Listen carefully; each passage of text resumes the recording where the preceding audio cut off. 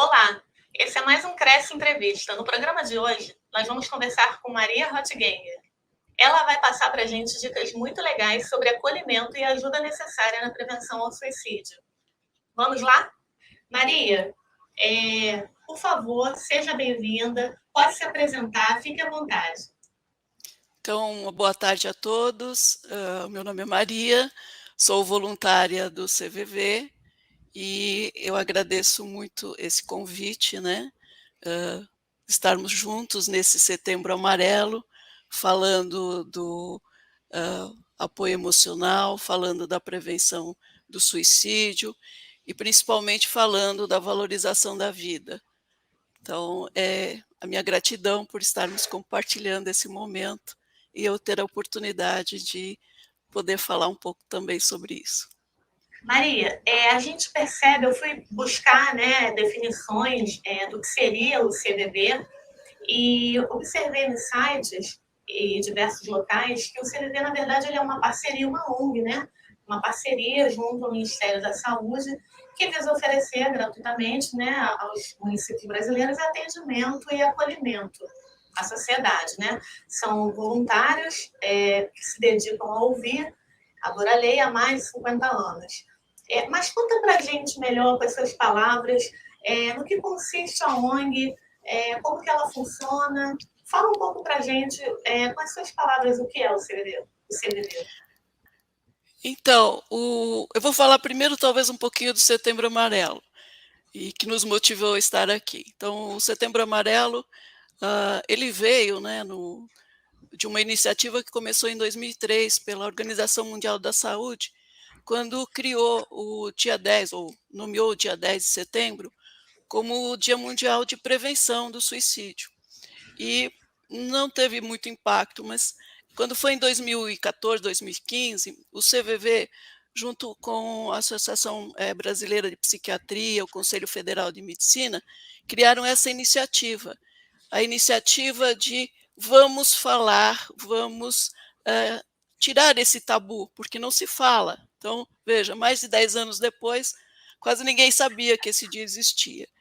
E se criou essa iniciativa, que é um movimento, e começou assim, fazendo iluminação de prédios públicos, fazendo passeatas, fazendo caminhadas, ou seja, vamos falar sobre esse tema, porque é importante falar do suicídio, porque é uma crise mundial, vamos dizer que é uma epidemia. Essa coisa de falar sobre apoio emocional, sobre prevenção do suicídio, ela começou não se sabe quando, né, vamos dizer assim, mas quando alguém sentiu, se dispôs, né, a ouvir com compaixão o que o outro estava sentindo, o que o outro ser humano estava sentindo, a gente pode dizer que começou essa prevenção. Esse texto pequenininho, né, que eu citei, não literalmente, está no nosso manual do voluntário. E foi esse motivo da compaixão que levou jovens lá aqui de São Paulo, né, em 1961, veja, estamos falando de 60 anos atrás, a fazer algo em relação às pessoas que aqui já se suicidavam nessa época. Então, esse grupo, né, de pessoas, no dia 1º de março de 1962, ele fundou, então, o que a gente tem hoje, que é o CVV, que é o Centro de Valorização da Vida, e nós damos apoio emocional, né, para as pessoas que nos procuram. A gente tem algumas iniciativas, né? Então, a missão é valorizar a vida, e essas iniciativas, primeiro começou com o telefone. Lá, um telefone, você imagina, 60 anos atrás, a dificuldade.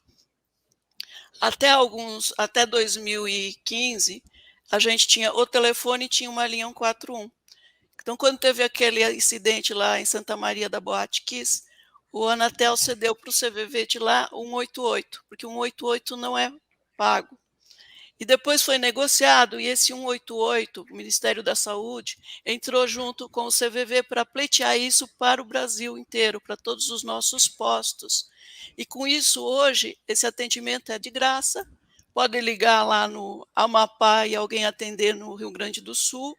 E isso possibilitou, então, ampliar a rede. Hoje somos 4.000 voluntários e fazemos esse atendimento. O último ano, a gente atendeu mais de 3 milhões de contatos, né, que fizeram com a gente. Mas em 2008 o CVV também viu que havia uma outra necessidade e abriu para a gente conversar via chat. Então, para os jovens que mais preferem escrever, eu atendo, o meu plantão é no chat. E então abriu também esse serviço. Então, esse eu chamo que são os nossos serviços em que as pessoas nos procuram. Mas a partir de 2012, nós estamos levando essa forma de pensar, de conversar, de ouvir do CVV para a sociedade. Então, a gente criou algumas, vamos dizer, criou cursos que nós podemos dar para as organizações, fazemos palestras de divulgação, fazemos rodas de conversa, fazemos cinecer, então outras iniciativas, ou seja, a gente vai à frente, né, divulgando isso, divulgando essa possibilidade que a sociedade tem também de amparar uns aos outros, não é somente nas situações críticas, mas a gente levou isso, então isso pode ser multiplicado. O CVV, nesse caso, ele funciona como um divulgador e as pessoas podem multiplicar essas ações. Podem nos procurar, então, 188, a gente é nacional, tá? Mas o chat, a gente tem tantos voluntários fora do país, atendendo pelo CVV, quanto nós também atendemos em língua portuguesa, é claro, de pessoas que nos procuram de fora do Brasil. Então, essa é, não muito resumida, mas em linhas gerais, o que o CVV faz. Perfeito. E existe algum dado assim que demonstre o público que é mais afetado pelo suicídio? Os que vocês mais atendem no CVV, você conseguiria dizer para a gente quem é esse público? São assim, é um público mais de pessoas desempregadas? Qual é esse público? São pessoas que estão endividadas? Você conseguiria dizer para a gente? É uma curiosidade que a gente tem de saber. No CVV, nós não perguntamos nada, não guardamos nenhuma informação da pessoa, só o que houve o contato. Então, a gente não sabe, pelos nossos registros, porque são mínimos, esse perfil. A única coisa que eu posso te dizer é que no chat, ao entrar, a pessoa pode escolher um nome que ela queira ser tratada, para iniciar o diálogo. E, opcionalmente, ela pode colocar a idade. Então, falando somente nos atendimentos do chat, e quando a pessoa coloca a idade, no chat, 80% dos nossos atendimentos são de jovens de 13 a 30 anos. Então, essa é o que a gente tem falando do ponto de vista do CVV. E aí os 3 milhões, né, de contatos, a gente conta os atendimentos, tá? Mas a gente não tem os detalhes. Agora, falando da Organização Mundial da Saúde e do Ministério da Saúde, o público de maior risco é o público da idade de 15 a 29 anos. É o que tem mais incidência de suicídios e o que também tem um índice de crescimento. Então, os dados da Organização Mundial da Saúde dizem que é a segunda causa de morte para essa faixa etária no mundo. E no Brasil, os dados do Ministério da Saúde de 2017 dizem que é a quarta causa de morte. Então, é um número bem significativo, tá? Acho que era isso que você queria saber, até onde eu consigo relacionar para você. Maria, você conseguiria definir para a gente, com essas palavras, o que é o suicídio? Pode ser considerado, de repente, como uma última tentativa de comunicação? Veja, o suicídio é a pessoa que se autolesiona e que causa a morte, tá? Então, quando a gente fala que tentou suicídio e não conseguiu, a gente diz que é um sobrevivente. Então, quem né, morreu por suicídio é porque se autodestruiu, destruiu o seu corpo. Então, essa pessoa chegou nesse limite não por um motivo só, por uma série de motivos que foram se acumulando, que foram somando, né? Às vezes a gente usa até aquela figurinha do copo, que o copo vai enchendo, gota a gota, não tem como esvaziar, e uma hora ela transborda. Às vezes transborda no sentido de que a pessoa que está acumulando tudo isso não consegue ver uma outra alternativa, não consegue vamos dizer, esvaziar algumas daquelas pressões que vão se juntando. Então, antes de chegar nesse momento, então eu não digo que é uma mensagem, porque não tem um retorno, mas é assim, é a mensagem no sentido: eu não encontrei uma outra saída. E, essa morte por suicídio tem um luto muito sofrido. Não sei se dá para comparar sofrimentos, né, porque não existe isso, mas é um luto muito especial para quem fica, porque, quem fica sempre fica com aquelas questões: "O que eu poderia ter feito? Como eu poderia ter ajudado? Será que eu não vi os sinais?" E, enfim, é uma dor muito, forte para quem fica e quem está envolvido. Então, a pessoa chega nesse limite. Antes disso, ela pode dar sinais, nem sempre dá, mas muitos dão sinais, só que às vezes quem está do lado não percebe. E então chega nesse momento, não consegue ajudar, essa pessoa não sabe se tem ajuda, não tem com quem se apoiar e acaba decidindo que esse é o único caminho que ela conseguiu encontrar na sua vida. Eu acho que é essa sim é a mensagem. Ele não quer matar o corpo, com certeza. Ele quer parar aquele sofrimento, aquela dor, algo que ele não às vezes nem consegue dar um nome, e com quem ele não consegue, vamos dizer, conviver, não consegue viver a vida, deixou de ter sentido, porque isso é muito forte para ele. Falando em sinais, saberia nos enumerar quais os sinais, os maiores tabus ou mitos em torno do suicídio? Por exemplo, já ouvi falar que geralmente quem está prestes a cometer um suicídio sempre demonstra muita alegria, muita felicidade. Saberia enumerar para a gente os maiores tabus e mitos em torno do suicídio? Olha, eu acho que isso aí é um mito, pode ser, pode não ser, isso não significa que ele vai cometer. Então, às vezes as pessoas dizem isso, ou dizem que quem fala não vai fazer, mas quem fala pode fazer. Estar atento a todos aos sinais é muito importante e ver o que que a pessoa mudou, a sua rotina, ah, era alegre e ficou triste, era triste dependente ficou eufórica, enfim, aquilo que são mudanças podem, indicar que ali não tem algo, vamos dizer, está saindo de diferente. E quem está por perto pode chegar e perguntar. Às vezes não percebe, às vezes acha que é o momento, enfim. Existem muitos mitos, né, também de que pode ser hereditário, também a ciência pesquisa e não encontrou nada. Quem tentou vai tentar sempre? Não, não vai tentar. Pode ser que ele passou aquela crise e conseguiu administrar, entendeu? Não quer dizer que vai tentar de novo. Enfim, eu acho que a informação, por isso que a gente está conversando aqui, André, as pessoas têm que se informar e ver, o que de fato faz a diferença, o que está sendo feito, o que quem está envolvido no assunto e tem experiência conhece. Com essas informações, sim, podem, estar atentas e poder estender a mão, às vezes, nesse momento em que o outro ao seu lado pode precisar oferecer uma ajuda, né. Então, eu diria, essas são mais ou menos os que a gente consegue colocar, as múltiplas causas e também os múltiplos sinais, percebidos ou não. Maria, tem alguma forma de uma pessoa se tratar se ela não tem condição financeira para arcar com apoio psicológico? Além do CDB, lógico, né? O nosso apoio é um apoio emocional, viu, André, é o que eu queria esclarecer. Nós não somos profissionais da área, nós somos treinados, continuamente treinados, para oferecer isso que a gente chama de um pronto-socorro emocional. É aquele pronto-socorro. Então você vê, a gente atende, é anônimo, a pessoa liga de qualquer lugar, vai ser atendido por um voluntário pontualmente. Hã, existem outros grupos que fazem isso, nós temos no site links úteis, uma lista. Lá nos nossos links úteis também tem atendimento psicológico, aí eu não sei quem faz isso gratuito ou não.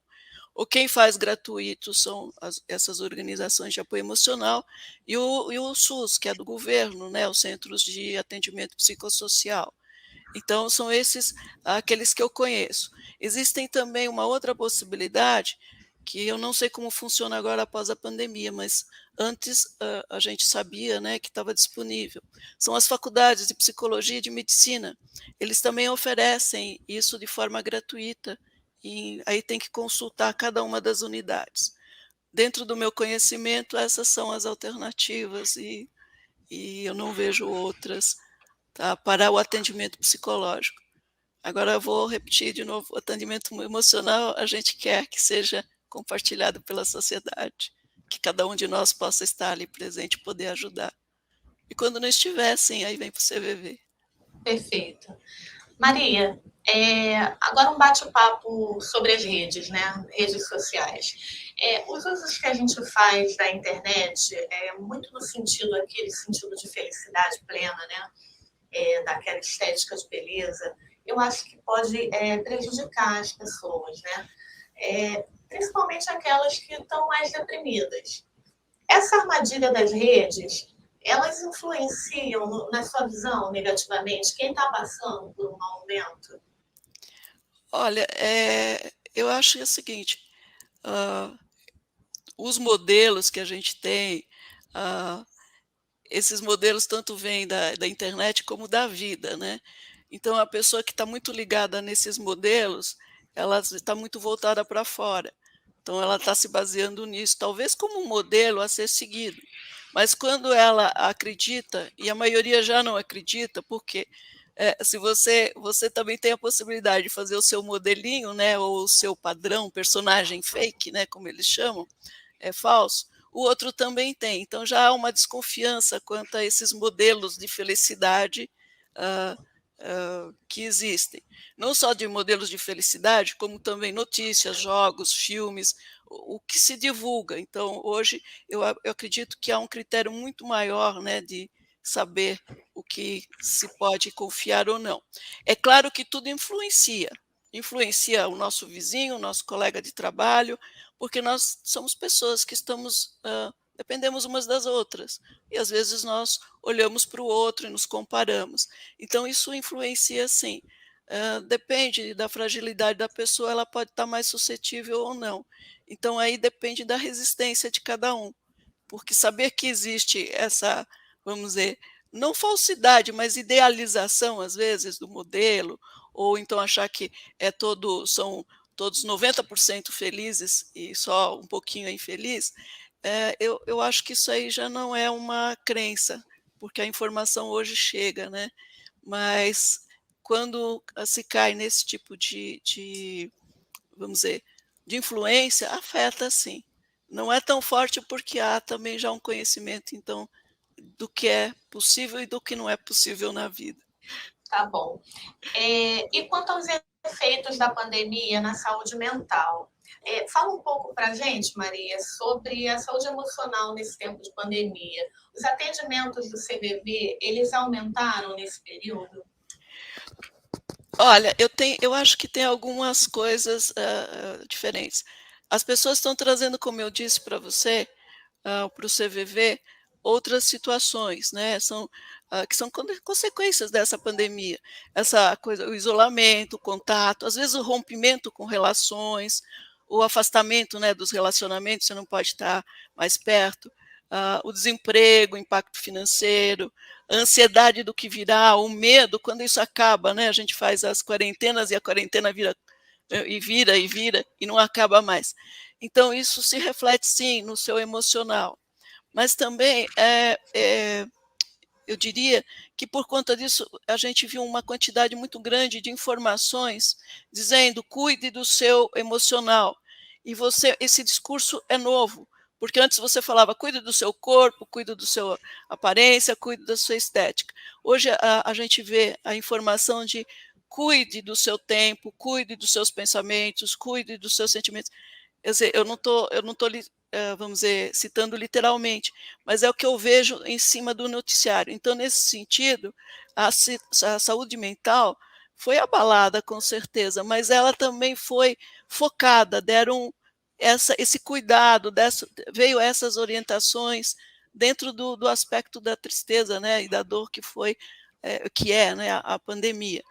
E então, o que eu vejo é isso, essa mudança. Então, a mudança nesse sentido, de o foco que a saúde mental também é importante, que a saúde mental também é fundamental.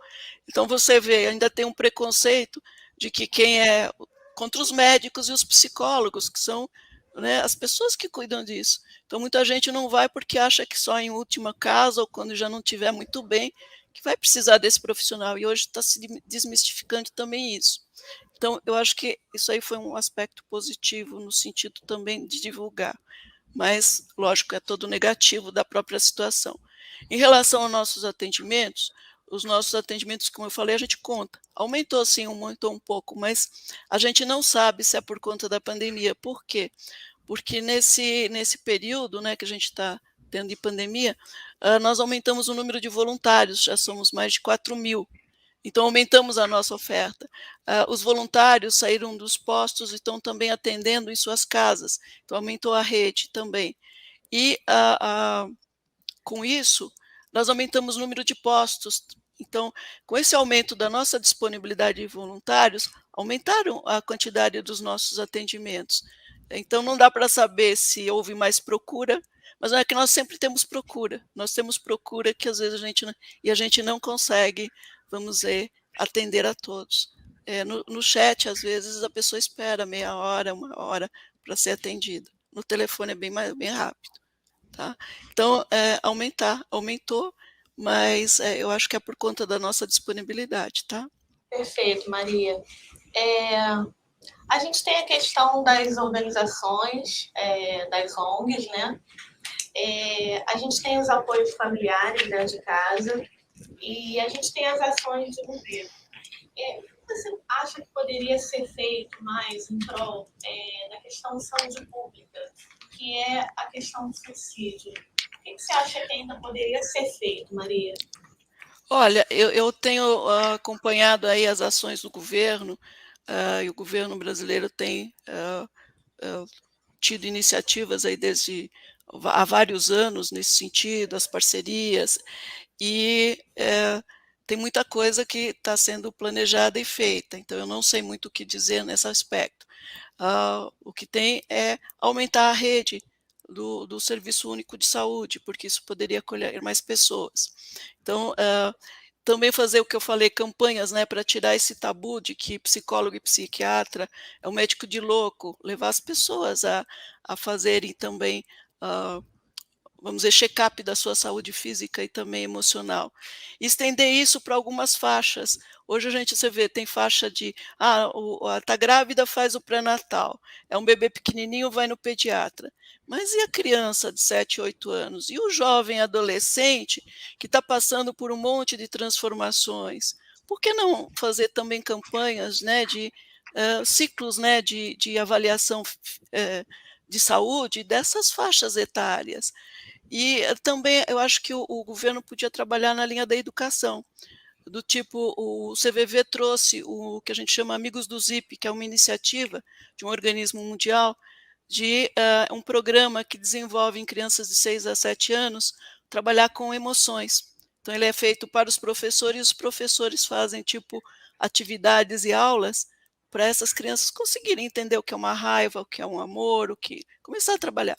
Então isso também poderia ser expandido para os outros programas escolares, principalmente o jovem, quando ele vai decidir que tem que fazer o vestibular, escolher a carreira, vai ter que sair de uma escola para uma faculdade, enfim. A parte da educação podia ser melhorada, no meu entender. Agora, independente disso, existem muitos materiais que precisam ser divulgados. A gente tem vídeos no nosso site, que foi feito pela Unicef e o CVV, e ali são depoimentos de 1 minuto de jovens, em que cada um deles fala, quer dizer, são jovens, mas o que eles falam pode ser para qualquer, vamos dizer, pessoa. Falam de bullying, falam de assédio, falam de pressão, falam de inclusão. Então, também ouvir, porque eles estão fazendo isso em forma de depoimento, também é importante, então, divulgar. Agora, para mim, e para o que eu estou divulgando aqui, espero que para vocês também, essa campanha do Setembro Amarelo, somos nós da sociedade que vamos fazer a diferença. Somos nós que vamos fazer isso com os nossos filhos, com os nossos amigos, com todos. Fazendo o quê? Fazendo a escuta que a gente desativa, prestando atenção em quem está do lado, fazendo a disponibilidade, não julgando, respeitando, aceitando o outro como ele é. E se ele falar, eu preciso de ajuda, a gente poder estar lá presente e acompanhar, seja para ouvir, só deixá-lo ouvir, deixá-lo falar, seja se ele pedir para ir em algum especialista, uma outra atividade e a gente tiver disponibilidade, a gente fazer. Então também é uma parceria da disponibilidade, da atenção, da sensibilidade. Então eu acho que é a sociedade que vai fazer a diferença. Talvez num tempo futuro a gente não precise mais existir organizações como o CVV, porque isso está sendo colocado para dentro da nossa rotina do dia a dia. A gente tem aqui dados que são do Anuário Brasileiro de Segurança Pública. Eles estão disponíveis desde julho pelo Fórum Brasileiro de Segurança Pública. Uhum.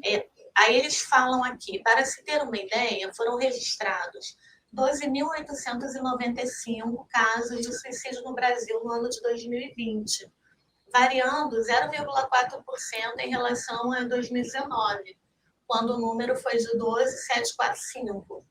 Mesmo os estados que lideravam o ranking, com os mesmos números de casos, variaram um pouco de um ano para o outro, ou até mesmo diminuíram, como foi o caso de Minas. Então, assim, ficou essa curiosidade de por que essa variação pouca, né, de um ano para o outro, e em alguns casos até de diminuição de casos de suicídio, justamente nesse período de pandemia. Então, é por isso que eu sei desse relatório, mas assim, quem faz isso com que vem mais detalhado, faz uma análise mais detalhada, é o Ministério da Saúde, dos boletins Sim, deles, se sim, você sim. consultar. Então, pelo que por esse boletim, parece que não houve muita variação, mas a gente tem que analisar um pouquinho melhor, ou seja, Tá, eu não sei a que se deve. Então, a que se deve sim. isso? As iniciativas? Eu acho que sim também. Por quê? Porque na último da Organização Mundial da Saúde, parece que de 2017 para 2019, de 800.000 passou para 700.000 alguma coisa, e 703 milhões, desculpe, no mundo. Então, o que acontece? A Europa diminuiu, isso é feito por país. A Europa diminuiu o número de suicídios no período, só que a América Latina subiu. Então, tem que ter um pouco mais de análise até para entender as causas, porque os governos estão comprometidos em ações para diminuir o número, estão juntos com a Organização Mundial da Saúde. Então, tem uma série de iniciativas lá no site da organização que visa isso. Então, quando a gente analisa aí para saber as causas, aí não dá para dizer se variou tão pouquinho, se tem alguma causa, se foi realmente da pandemia. Por isso que eu digo, eu não sei se foi da pandemia ou se foi algum outro fator, alguma outra iniciativa. Tá? Perfeito, Maria. É Então, isso. Maria, para finalizar, foi ótimo o nosso bate-papo, foi muito bom. Fala para gente como é que alguém pode ser um voluntário do CVV. Então, para ser um voluntário do CVV está assim, disponível para esse trabalho, né, de apoio emocional, ter disponibilidade de 4 horas por semana, que são os nossos plantões, 52 aí por ano, a gente tem substituição, etc. E fazer os cursos, né? Também durante o ano a gente tem reuniões mensais de estudo, então a gente estuda continuamente, somos um eterno aprendiz. O curso é dado durante o ano lá no nosso site cvvorg.org.br, engasguei. Tem um item chamado voluntário e aí pode se inscrever por lá, tá? A gente vai abrindo turmas durante o ano e estão sendo feitas várias, né, desses cursos. É um curso também dado por nós voluntários, somos treinados para dar o curso também. E quando não tem pandemia presencial, dura de 10 a 12 semanas, e agora nós transformamos isso em virtual, funciona semelhante. Existe também uma opção de EAD. O EAD ele demora um pouco mais, porque tem interações e encontros que não são presenciais, então ele se estende a 16 semanas. Depois disso ele começa então a fazer os seus plantões, tem um acompanhamento, etc. E é um aprendizado para nós, às vezes a gente aprende, não que a gente aprenda conceitos novos ou a falas novas, mas é que a gente aprende a colocar algumas coisas que a gente já conhece de modo diferente na prática. Então, quando eu falo escutar, Às vezes escutar, eu escuto, mas eu também quero falar. Não, a gente escuta até o fim, a gente se esvazia de nós, deixa o outro ser o protagonista nessa nossa conversa. E isso a gente não costuma fazer. Então, vamos dizer, não precisa ter nenhuma profissão na área vamos dizer, ligada à psicologia ou à medicina, mas, tem que ter essa abertura, né, para ser o eterno aprendiz e para, se construir, porque isso também envolve um trabalho de autoconhecimento. A gente até brinca, né, a gente entra no CVV, pode até pedir um desligamento, só que a gente leva o CVV com a gente, aquilo que a gente, criou e modificou durante o tempo que a gente estava, ligado ao CVV. É isso. Maria, E obrigada. veja, não precisa ser voluntário, como eu disse, para finalizar, Andréia, você pode fazer a diferença, né, a gente está abrindo aqui porque tem muito material para estudar, material de referência, você pode fazer a diferença, no seu ambiente, né, sem precisar ser voluntário. Esse é que é o convite que a gente está fazendo. Vamos aprender sobre isso e fazer. Nós temos o lema esse ano, que veio da organização internacional, que é o esperançar, uma esperança com ação e com atitude. É linda a causa de vocês. Muito obrigada. Tenho certeza que o nosso programa vai chegar em muita gente. A gente tem aqui os nossos empregados, né, os nossos funcionários, e também temos o público de corretores de imóveis. Vai agregar muito para a gente aqui. Eu agradeço muito a sua presença e achei excelente o nosso bate-papo. Foi uma honra. Muito obrigada mesmo pela sua participação. Então, gratidão por vocês me convidarem, e esse é um evento de Setembro Amarelo, nós já estamos fazendo uma boa parte, que é a divulgação e falando do que é um tabu. Muito obrigada. Quando precisarem, outras atividades que a gente possa disponibilizar, a gente também se oferece, tá bom? Então deixo aqui o meu boa tarde para todos. Obrigada, Maria. E esse foi mais um Cresce Entrevista. Curta o vídeo, compartilhe com os amigos. Até a próxima. Tchau!